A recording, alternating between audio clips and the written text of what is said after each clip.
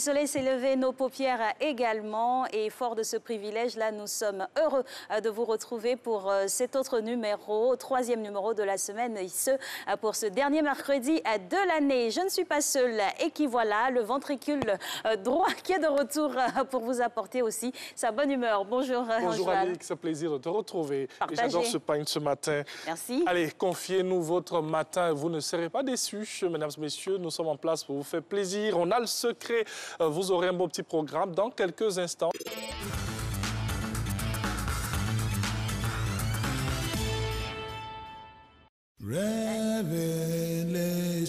Je suis Kadjim, à l'état civil, on m'appelle Guillaume Conan. Je suis auteur, compositeur, interprète, animateur radio, animateur télé aussi à mes heures perdues. Comment je m'engageais dans le métier dans lequel je suis actuellement, je me suis vu comme quelqu'un qui avait obligation de résultat.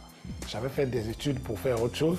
J'avais fait une maîtrise en espagnol, une licence en anglais. J'étais censé faire diplomatie. Et puis moi, depuis toujours, je voulais être dans les arts. Et donc, je vais dire, pour moi, je n'avais pas d'autre choix que de réussir. Et je ne suis pas quelqu'un qui est arrivé là parce qu'il avait des grands frères pour lui ouvrir la voie, ou il avait les gens avec d'énormes moyens financiers derrière. Je me suis fait petitement. Je suis de ceux qui croient que Dieu ne fait pas de projet pour les gens. Dieu réalise les projets de ceux qui en ont. Et en général, même quand je dois faire un album par exemple, au moment où je décide de faire l'album, souvent, je n'ai même pas 5 francs comme budget de cet album. Ça m'est arrivé de vouloir arrêter. Mais en général, Dieu, il est fort. Il est extraordinaire. Il y a eu un moment où j'avais presque tout vendu pour essayer de produire ce premier album qui était comme une sorte d'obsession. Un jour, je me disais, bon, peut-être que les autres ont raison, je vais aller postuler pour un job de toutes les façons. J'ai les diplômes pour, voilà, et puis aller bosser dans un bureau tranquillement, en loin de toutes ces choses. Et ce jour-là, je vais prendre le car au campus, et il y a un gars qui me rencontre, me dit bonjour, je dis bonjour, et puis il me dit, hey Yvette, elle va bien? Yvette, c'était une des chansons qui est sur mon premier album, et c'était une des chansons que je jouais dans les shows, dans les cités universitaires. Et ça m'a fait sourire. Et il m'a dit, ouais, j'ai vu ton show à la cité de Mermoz, c'était vraiment un très bon show. J'espère que l'album sortira bientôt. Et moi, ce genre de choses, je vois ça comme un clin d'œil du créateur, quoi. Au moment où tu veux te décourager, il te dit non, quoi. Faut pas que tu te décourages. Donc, en général, les gens aiment citer des grands penseurs quand on leur demande leur modèle. Moi, je citerai en premier ma mère. Ouais, parce que c'est quelqu'un qui m'a toujours soutenu, et je pense que quand on a les bénédictions de sa mère, c'est comme si on avait un gilet pare-balles. On peut traverser un champ de mine, on peut aller jusqu'au bout du monde. Si j'avais pas eu les mamans que j'ai eues, je pense que j'aurais mal tourné. J'étais pas un enfant indiscipliné, mais j'étais turbulent. Et souvent, ce genre d'attitude-là peut t'envoyer sur de mauvais chemins. L'éducation était super stricte, quoi. Je veux dire, nous, on a été battus pour pouvoir regarder dans les yeux quand on nous parlait. Et après, on a été battus parce que quand on te parle, tu ne regardes pas. À la fin, tu ne sais pas trop ce que tu dois faire, mais bon. ça fait partie de l'éducation de l'époque. Et moi, je pense que l'éducation à la dure que j'ai reçue m'a beaucoup aidé et m'aide encore beaucoup. Il y a un chanteur qui disait « Ceux qui abandonnent renoncent à leur part de gloire ». Voilà. Et c'est vrai que c'est parfois difficile, mais moi, c'est dans ces moments de difficulté là que je trouve ma force. Donc, peut-être aussi que j'ai la chance de toujours rencontrer les bonnes personnes, mais moi, les phrases comme « quelle que soit la durée de la nuit, le jour finit par se lever » sont tellement vraies parce qu'il n'y a aucune nuit qui dure éternellement. Mais quelquefois, quand on est dans la difficulté, on est tellement focalisé sur ces difficultés qu'on ne voit pas les lueurs d'espoir qui sont là. Et c'est un peu de ça que je parle dans la chanson La Voix du ciel. Je suis présent à tes côtés, mais tu es si désespéré que tu ne peux me voir. En toi, j'ai tant d'espoir placé que je ne comprends pas que tu sais de tes espoirs. Comment fais-tu pour ne pas m'entendre? Comment fais-tu pour ne pas comprendre? Voilà. Comment fais-tu pour ne pas m'entendre? Bien dans Influent aujourd'hui, en substance, ceux qui abandonnent eh bien, renoncent à leur part de gloire.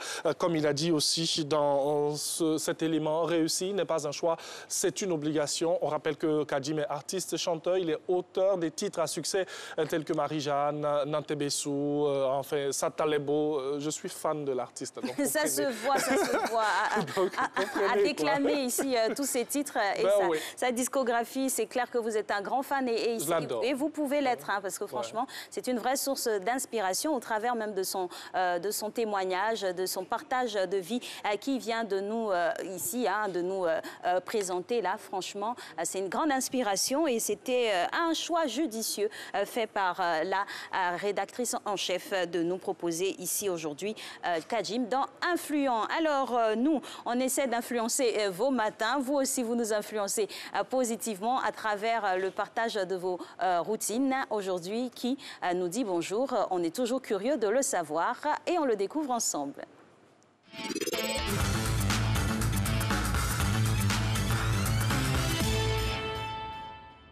Bonjour matin bonheur.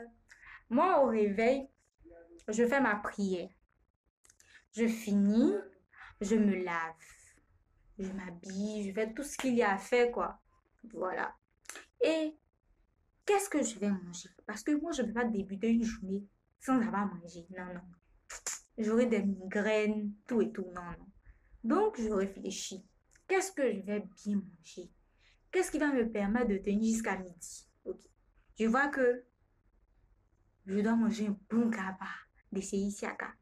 Il y a un monsieur dans notre quartier, il fait un bon gaba même. Il ne mange pas beaucoup, hein. La routine, quoi. À checker 300 poissons 50. Il est là, très tôt le matin. On dit 7 heures.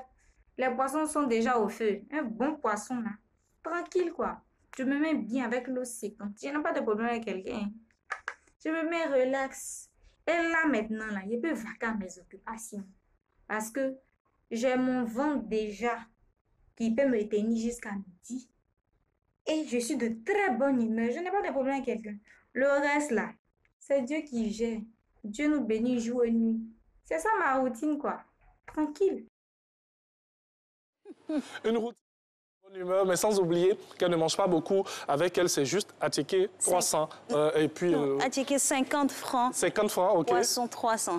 Poisson 300. Elle ne mange pas beaucoup. Donc, comprenez que c'est simple le matin. Assez de protéines, mais c'est bien. Oui. C'est bien.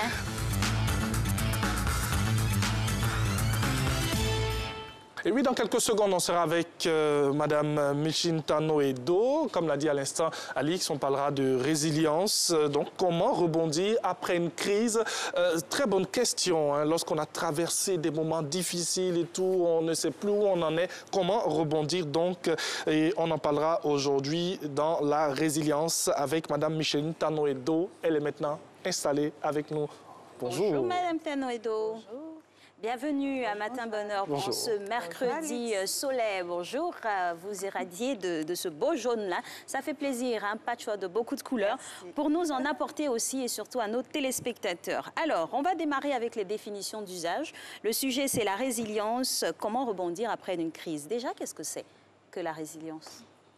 La résilience, c'est tout simplement être résistant au choc et repartir de plus belle. Donc, avoir la capacité d'être résistant à un choc et rebondir de plus belle. Alors, vous dites résistant à un choc. Pourquoi être résistant à un choc? Quelqu'un va se demander à la maison pourquoi être résistant. C'est important d'être résistant à un choc, tout simplement parce que lorsqu'on n'est pas résistant, on s'enlise dans les difficultés et on a du mal à conduire sa vie, on a du mal à atteindre ses objectifs. On est dans la dépression, la vie est morose, on souffre en fait lorsqu'on n'est pas résistant. D'accord. Dans le prolongement des définitions, des mots-clés, on a aussi rebondir et on a la crise. Oui. On va y adjoindre aussi le choc. Qu'est-ce que c'est que rebondir? Qu'est-ce que c'est qu'une crise? Et qu'est-ce que c'est qu'un choc? D'accord. Tout simplement, rebondir, c'est se relever d'une difficulté et reprendre des forces, on va dire, et continuer le chemin. D'accord? Et un choc, dans la vie courante, on va dire qu'un choc, ça peut être la perte d'un être cher, la perte d'un emploi, un traumatisme dû à une maltraitance. Voilà, donc un choc, quelque chose un coup qu'on a reçu et qui fait mal. Voilà. On poursuit avec les définitions. Oui. La crise aussi, ça pourrait être quoi dans notre quotidien? Un divorce, la perte d'un parent, un divorce... une maladie assez, on va dire, grave, par exemple le cancer, ça peut être une crise. Un licenciement? Un licenciement, voilà, tout à fait. Un accident grave? Un accident grave. Et on en passe. Alors, qu'est-ce qui empêche une personne d'être résiliente? Alors, il faut dire déjà qu'il y a deux catégories de personnes. Okay? On va dire, ceux qui viennent avec la chance, tout l'environnement est favorable.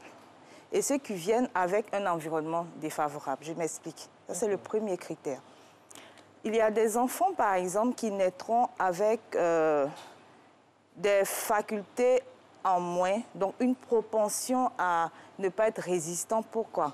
Tout simplement parce que lorsqu'ils étaient dans le ventre de leur maman, cette maman a reçu des chocs et l'enfant a eu son cerveau altéré.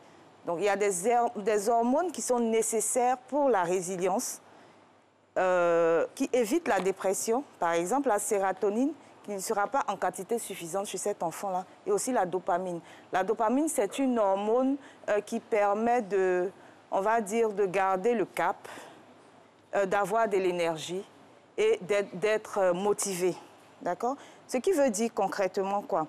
Un enfant qui naît dans de bonnes conditions a plus de chances d'être résistant que celui qui ne naît pas dans de bonnes conditions. Ce que vous dites est tellement intéressant qu'on va décortiquer, décrypter vraiment progressivement. Parce que là, on est parti à la source de la vie, voilà, à la conception même. L'enfant au sein de sa mère, on sait très bien, ou dans le sein de sa mère, on sait le lien que cela comporte et constitue dans l'évolution même de la grossesse jusqu'à la naissance. Donc les facteurs endogènes qui pourraient créer un enfant non résistant, quels sont-ils?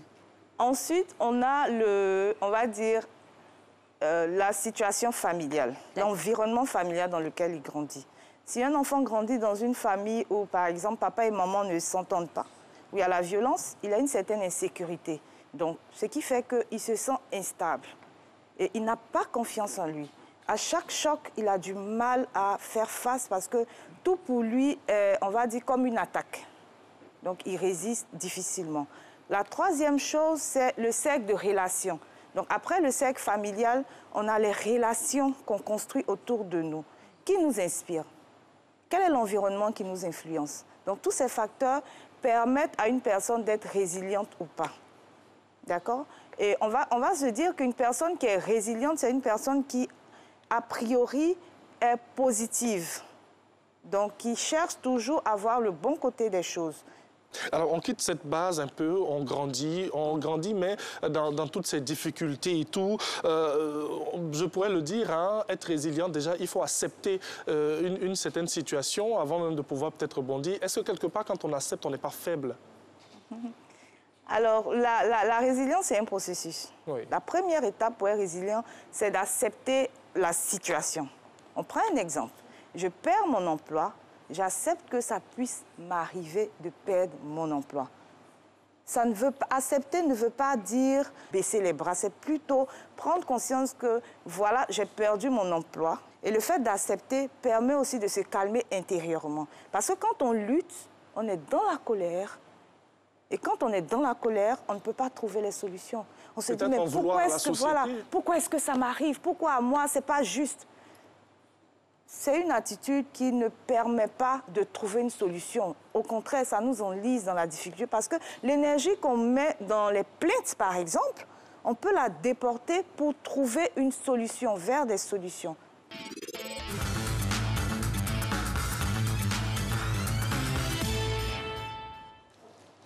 Et nous sommes de retour pour le dernier virage de Matin Bonheur. Nous sommes mercredi aujourd'hui, on vous le rappelle, et on a la thématique famille aujourd'hui. Mais avant, je vais laisser Marilyn Monroe nous faire un HBD, mais de manière présidentielle. Ben oui. Happy birthday to you. Oh là là. Happy birthday to you. Et moi, le maître de cœur. Happy birthday to you, docteur. Happy birthday to you. De la part de toute l'équipe.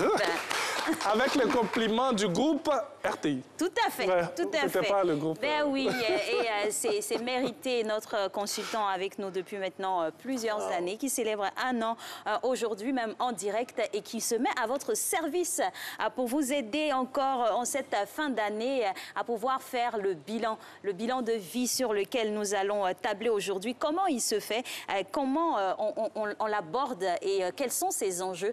C'est le sujet qui va nous occuper en ce jour anniversaire. Bonjour, docteur. Bonjour, Alix. Bonjour, Thierry. Bonjour.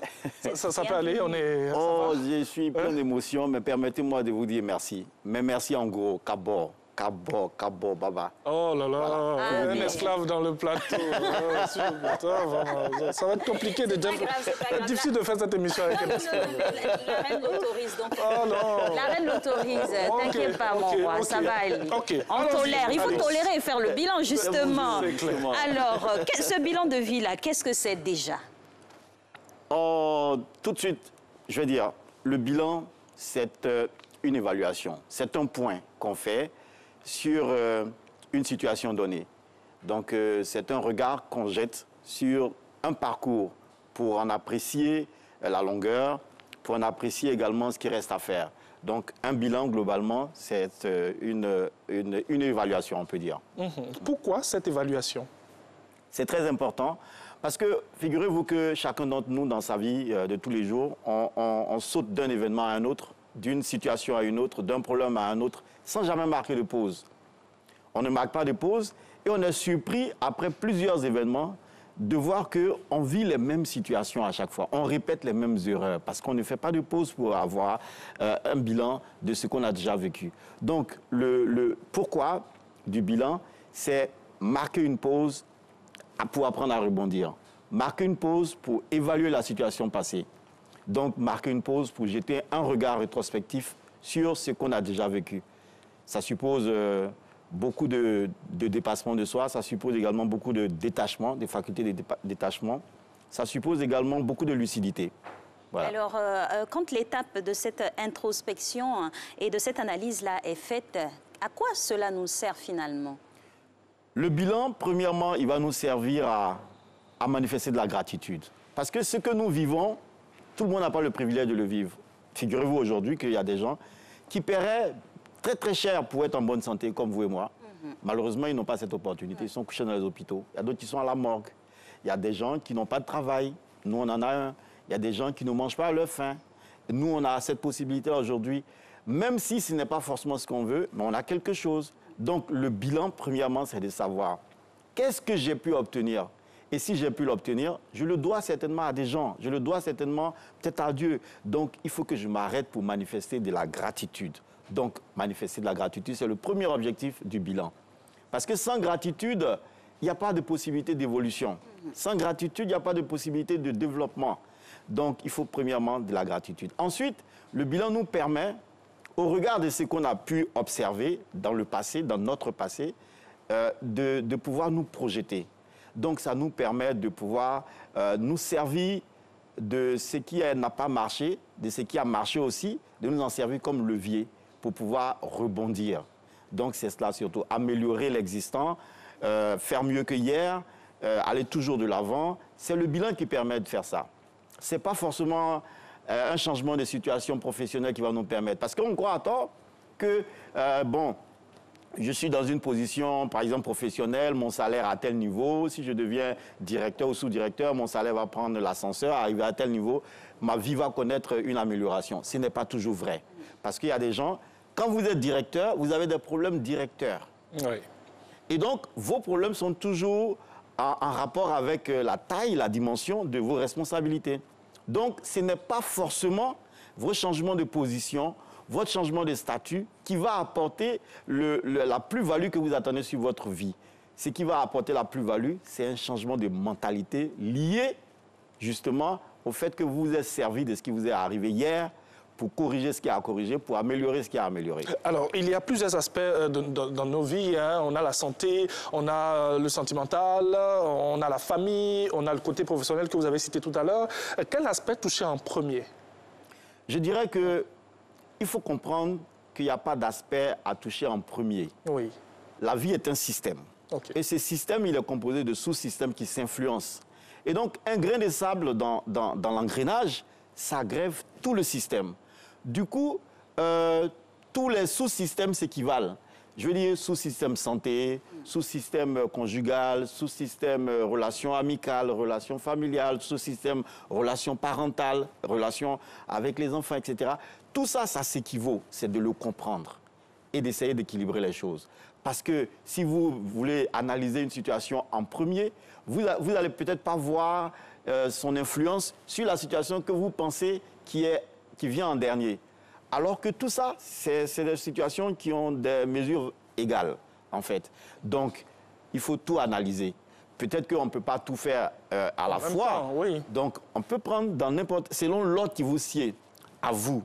C'est-à-dire que si pour moi, ma situation professionnelle, c'est celle-là qui me préoccupe le plus là, maintenant, je commence mon bilan là. Mais ça ne veut pas dire que je dois m'arrêter à ça. Je dois aller à la fois dans ma vie professionnelle, ma vie familiale, ma vie sociale, ma vie à n'importe quel niveau. Il faut que je comprenne que le bilan ne doit pas s'arrêter à un seul niveau. Voilà.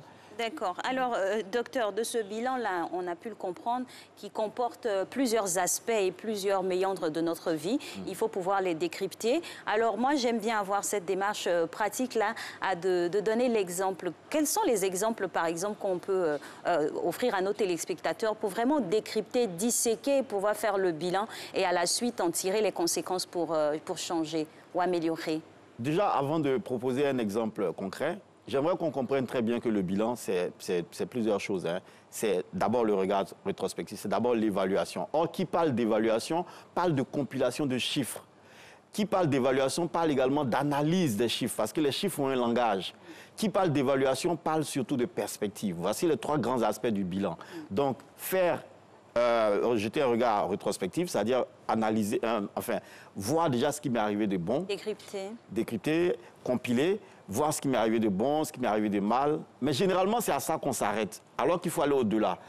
Et puis, on ne voit pas les détails en général, parce qu'on les estime pas très importants. On va toujours aux grandes choses.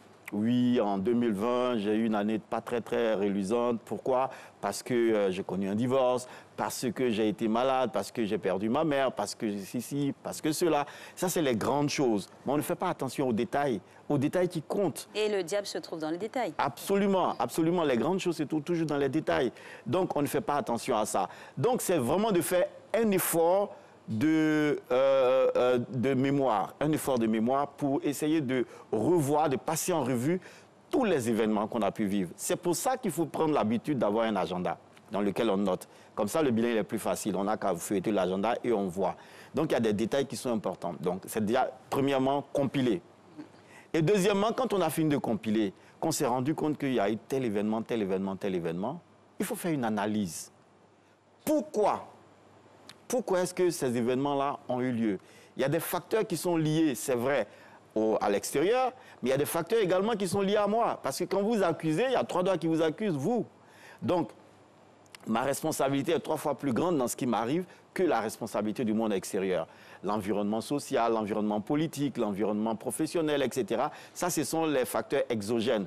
Mais il y a des facteurs endogènes qui sont liés à moi. Dans un environnement conflictuel, dans un environnement qui est qui n'est pas très favorable à moi, comment est-ce que moi, j'ai pu faire pour survivre? Quelles sont les possibilités que j'ai pu déployer? Il faut que je les évalue.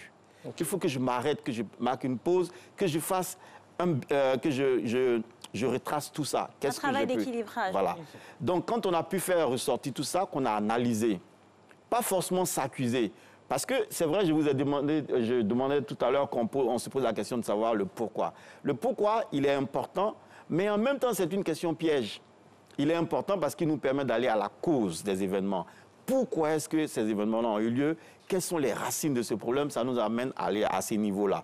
Mais en même temps, c'est une question qui nous emmène à la tristesse. Parce qu'on dit, mais Seigneur, mais pourquoi moi? Ressasser. Voilà. Pourquoi est-ce que c'est moi qui ai perdu mon emploi alors que les autres ont un emploi? Pourquoi est-ce que c'est moi qui n'ai pas pu avoir une femme alors que mes petits frères sont mariés, etc. La seule chose qui nous vient tout de suite, c'est de nous rendre tristes. Parce que ce pourquoi-là, il ne m'avance à rien. Ce n'est pas parce que moi, je me demande, mais Seigneur, mais pourquoi c'est moi qui ne suis pas marié alors que mes jeunes frères... Comment formuler du coup la question? Le pourquoi il est important, comme je l'ai dit, c'est toujours bon de se demander, mais pourquoi? Mais le comment du pourquoi aussi. Surtout le comment. Maintenant que je constate que, à mes 49 ans aujourd'hui, là, je ne suis peut-être pas marié, c'est un exemple, là, sinon je suis très bien marié. Oui, ça se voit, ça se constate. Voilà. Donc, si on s'arrête là sur l'observation de ce qui est pourquoi est-ce que je ne suis pas marié, pourquoi est-ce que je n'ai pas un emploi, ça c'est l'observation. Ce n'est pas de rester dans ce pourquoi-là. C'est surtout de se dire, maintenant que je n'ai pas un emploi, comment je fais pour en avoir un? Comment je fais? Automatiquement, avec le comment, le cerveau se met en branle. Le pourquoi ne met pas en branle le cerveau. Ce qui met en branle le cerveau, c'est le comment des choses. Le comment nous permet de voir la capacité pratique que nous avons à déployer pour pouvoir surmonter une situation qui peut être difficile. Alors, Monsieur Zabi, on va poursuivre avec les exemples et on va donner ce cas à Alix. Bonjour coach, je suis Céline Digbeu. Je sors d'une relation amoureuse très tumultueuse. J'en sors très mal en point à tous les niveaux, mon goumet. Sinon, voilà, mon chagrin d'amour est déjà très douloureux pour moi. Ai-je besoin de faire un bilan pour avoir davantage mal? Vous lui donnez le couteau, ouais. Fin enfoncée, là. Céline Digbeu a besoin nécessairement de faire une pause, de faire un bilan. Oui. La pause ici ne va pas consister juste à observer une rupture avec son amoureux. Juste ça, non. La pause ici, c'est pour pouvoir rebondir. La pause ici, c'est pour pouvoir se poser des questions. Qu'est-ce qui n'a pas marché? Qu'est-ce qui revient à moi dans ce qui n'a pas marché? Pas c'est lui qui a fait, c'est lui qui a fait. Ça, ce n'est pas important. Prendre sa part active dans l'échec. Prendre sa part. Mais apparemment, elle a peur de prendre cette part parce qu'elle n'a pas envie d'avoir mal, peut-être. Mais c'est ça le problème, justement. C'est ce qui fait le problème des gens. Courage, chère dame. Il faut le courage. Il faut nécessairement qu'on comprenne que même si on a mal en faisant le bilan, c'est une opération nécessaire. On ne peut pas soigner une plaie, la guérir, sans enlever la croûte qui la recouvre. Ce n'est pas possible. Il faut enlever la croûte. Et quand la croûte est enlevée, on peut maintenant aseptiser la plaie et y mettre tous les traitements qu'on veut. Donc, il faut nécessairement qu'elle fasse cet effort-là de revisiter sa vie antérieure. Qu'est-ce qui n'a pas marché? Pourquoi ça n'a pas marché? Qu'est-ce qui a été ma part dans cet échec-là? Comment faire pour que désormais, si je rencontre quelqu'un d'autre, que ça marche? Voici les questions qu'elle a besoin de se poser. Donc, elle a besoin de s'arrêter. S'arrêter pour pouvoir repartir. Vous savez, les gens, souvent, ils font l'erreur de marquer la pause en croyant que la pause, c'est une pause physique. Mais elle n'est pas seulement que physique, la pause. Oui. Parce que quand vous marquez une pause physique, il y a l'aspect affectif de la pause que vous ne prenez pas en compte. Une séparation, il y a des gens qui disent non, bon, ok, je vais effacer son numéro de mon téléphone, je le bloque sur tous les réseaux sociaux, je ne veux plus avoir affaire à lui. Je ne lui parle plus des autres. Ok, vous ne lui parlez pas, vous l'avez bloqué, vous avez enlevé son numéro de téléphone de votre portable. Mais est-ce que vous l'avez effacé exterminé de votre cœur? Il est toujours gravé dans votre cœur, il est dans votre tête. Donc, il faut nécessairement que vous appreniez à faire un deuil, le deuil d'une relation. On ne fait pas le deuil seulement quand il y a une situation de mort. On fait le deuil également quand quelque chose nous tient et puis on perd cette chose-là. Donc, dans une relation amoureuse, quand ça ne marche pas, il faut s'arrêter. Elle a besoin de s'arrêter, de se poser les bonnes questions pour faire son deuil. Il faut qu'elle fasse le deuil. C'est tout un travail, faire le deuil. Comme ce n'est pas l'objet de l'émission, on ne va peut-être pas dans les détails. On en parlera. On aura l'occasion de... Voilà. Il faut donc qu'elle sache qu'elle a un deuil à faire. Un deuil à faire Déjà, c'est pour soigner les blessures. Parce qu'une relation amoureuse, il n'y a pas que le côté joyeux, il y a le côté où on essuie beaucoup de blessures émotionnelles. Et ces blessures émotionnelles, il faut y apporter des soins. Donc, je fais mon deuil, j'apporte des soins à mes blessures émotionnelles pour que mes blessures ne me poursuivent pas dans mes relations nouvelles. Et vous voyez, il y a beaucoup de personnes qui sortent d'une relation, qui rentrent dans une autre relation, et puis elles vivent exactement les mêmes choses. Sauf que ça s'est fait avec des acteurs différents. Alors, merci à M. Zabidjo Frédéric. Encore une fois, joyeux anniversaire. Merci, cher frère. Ouais. Merci infiniment. Merci on va enregistrer Alix tout à l'heure avec la belle voix de Marilyn Monroe qui vous a chanté le Happy Birthday présidentiel. Ben oui. Alix, on a terminé pour aujourd'hui? On a terminé effectivement pour ce mercredi. Soyez au rendez-vous de la dernière de l'année 2020 en notre compagnie. On sera là très tôt le matin. Réveillez-vous et puis passez tout simplement une belle journée. Merci à Kanoël qui m'a sublimé ce matin pour vous. Merci à Kanoël. Merci à beaucoup. Demain. À demain, portez-vous bien.